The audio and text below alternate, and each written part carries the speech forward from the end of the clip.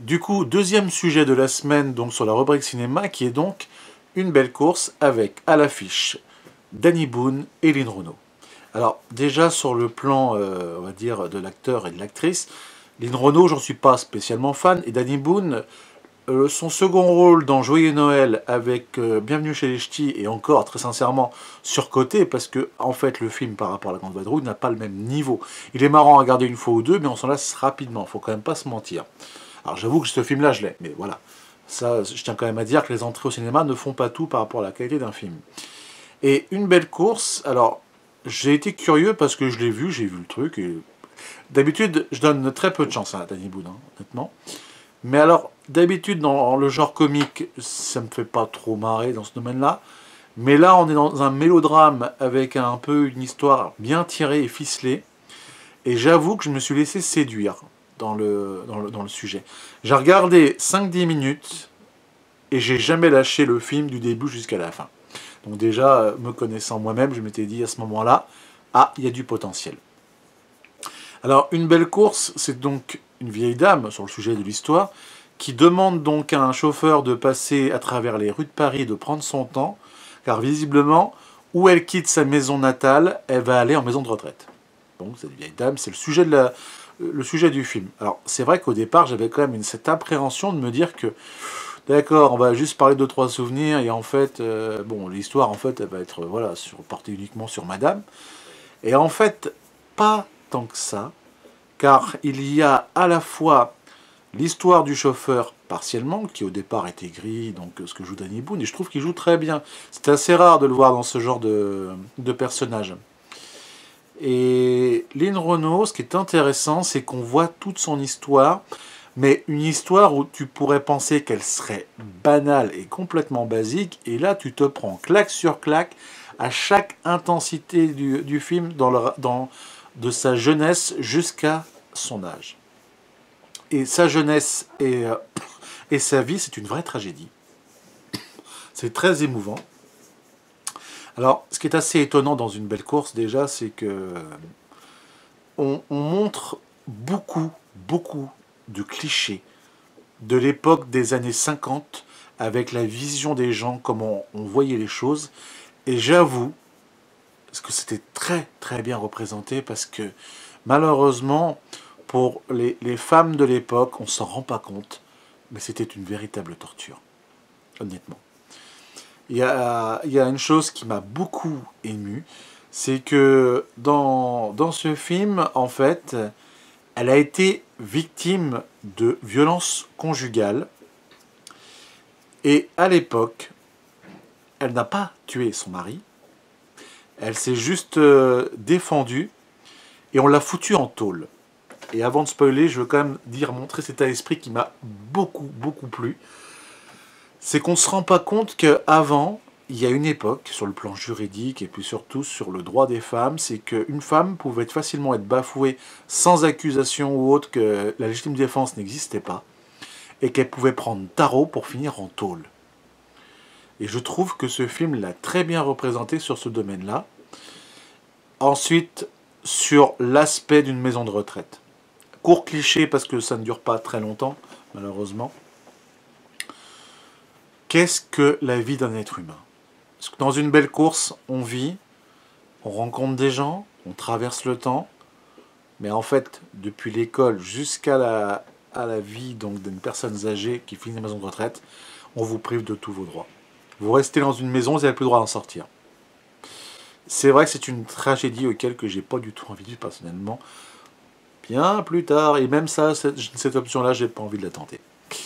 Alors, l'histoire et le dénouement de la fin m'a fait chialer. Ouais, une belle course m'a fait quand même chialer.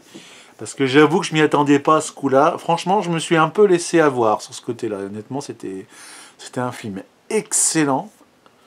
Alors, je vous le dis honnêtement, avant le spoil, je mets 5 sur 5.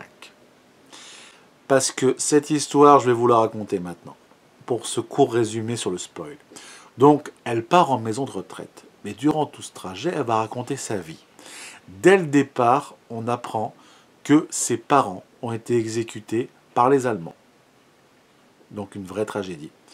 Elle a été Elle a été donc sauvée, comme beaucoup d'autres, parmi donc de l'armée américaine qui est arrivée. Elle est tombée amoureuse d'un jeune soldat américain. Il y a eu donc un enfant. Le soldat, lui, n'est jamais revenu. Et elle a rencontré quelqu'un d'autre. Donc, quelqu'un qui l'a pris, elle et son enfant. Mais c'est quelqu'un qui était ultra violent.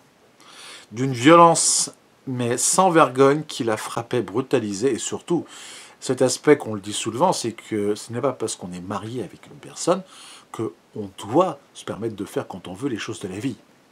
Et cette sensation, ce mépris avec cette violence, de cette violence conjugale, mais on la prend tellement à l'intérieur de soi que c'est tellement bien interprété que c'est magnifique. L'actrice qui a joué la jeunesse de Lynn Renault, elle était extra. Mais ce qui m'a fait plus mal dans cette histoire, c'est que donc du coup, elle n'a pas, après que son mari battait son enfant, elle aussi, plus de cette agression de viol, à un moment, elle n'en pouvait plus pour son fils. Du coup, lui étant chandronnier, elle l'a assommé, elle a retiré son froc et lui a cramé les couilles.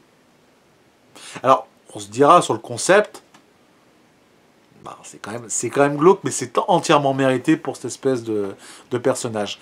Mais voyez-vous, ce qui est le plus ironique dans cette histoire, c'est que donc elle était normalement dans la partie de défense parce qu'elle est une femme violentée. Mais il y avait dans le tribunal, et surtout pour les jurys, que des hommes. Aucun représentatif au niveau des femmes. Aucune équité. Et ça, c'est justement les années 50. C'est pour ça que je réagis par rapport au début de ma vidéo, que ce moment montre bien l'évolution, justement, de l'équité à l'heure d'aujourd'hui. Qu'il n'y avait pas du tout d'égalité pour les femmes. Mais donc, l'homme n'est pas mort. Alors, bien évidemment, il n'est plus considéré comme un homme parce que du coup, il a perdu une partie de ses attributs génétiques, on va pas se mentir, mais il a mérité ça. Et pour ça, elle fait des années de tôle. Et ça, c'est vrai que ça paraît injuste à mort à l'heure d'aujourd'hui, mais à l'époque, c'était acceptable, car on n'avait pas à le faire. Et c'est un débat, bien évidemment, mais je trouve que la teneur de ce scénario m'a ému à ce point-là. Mais c'est pas tout, malheureusement. C'est que du coup, elle n'a pas vu son fils grandir jusqu'à l'âge d'être début adulte. Et elle le voit. Alors, elle espérait qu'il fasse des études de droit, journaliste. Donc, après juste les années 50, on est dans les années de la guerre du Vietnam, il veut être reporter. Et son seul enfant, unique, reporter là-bas, va se faire tuer. Sa vie, c'est un drame continuel. La souffrance, le truc. Elle était heureuse que son fils soit justement donc journaliste par rapport à ce qu'il souhaitait, même si elle aurait préféré qu'il soit avocat et autres, parce qu'apparemment, elle avait tout fait pour qu'il ait des études par rapport à ça. Mais elle a vécu avec ce chagrin. Et durant cette souffrance, elle a continué à vivre, mais d'une manière pour d'autres causes. Autre qu'elle-même, à savoir qu'elle se battait pour les femmes violentées, elle militait et tout ça. Donc c'est vrai que le chauffeur, au départ, il l'a su qu'après. Mais à ce moment-là du film, et c'est là où justement, à la fin, quand il a appris pour la mort de son fils et tout ça, il sympathise et il a beaucoup de reconnaissance par rapport à la journée qu'il passe avec elle, dans le sens que, voilà, il n'était pas bien au départ parce qu'il y a des gros problèmes familiaux, tout ça, des problèmes d'argent, et que il n'en a pas vraiment parlé, mais ça lui a rayonné sa journée. Donc quand, avant le restaurant, qu'il l'invite, parce qu'il dit que je préfère que vous profiter du temps avant que je vous dépose définitivement dans cette maison de retraite, ça a été pour elle la plus belle journée de sa vie. D'où le titre, Une belle course. Et là où on pourrait se dire, bah ok, donc malheureusement, il a promis de passer la voir. Il y va comme promis, même pas une semaine après. Mais elle est morte. Elle était déjà gravement malade, mais elle ne faisait pas paraître d'une maladie cardiovasculaire. Et ça l'a effondré et tout, parce que c'est vrai qu'il ne comprend pas, et que voilà, il voulait vraiment présenter cette femme fantastique à sa femme pour lui montrer et tout ça, parce qu'il l'avait promis dans ce qu'ils avaient discuté. Et en fait, il va donc à l'enterrement. Et là, il y a donc le notaire de la dame qui vient, qui lui envoie cette lettre pour l'avoir remercié d'avoir fait cette course.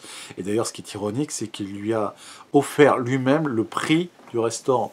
Un truc qui était à plus de 2000, enfin une petite fortune sur le papier, on va pas se mentir. C'était vraiment un beau plaisir et compagnie. En retour, elle lui a offert donc une belle lettre pour le remercier, avec surtout le fait de vivre et de profiter avec sa famille, et de profiter de son temps. Mais comme elle avait vendu sa maison, elle lui refile un chèque de 1 100 000 euros.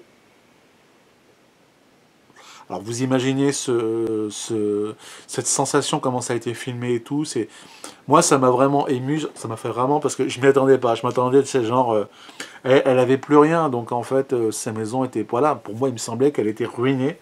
Et en fait, ce qu'elle n'a pas vraiment vécu, ce qu'elle gardait uniquement, elle lui a donné à lui. Juste pour ce geste.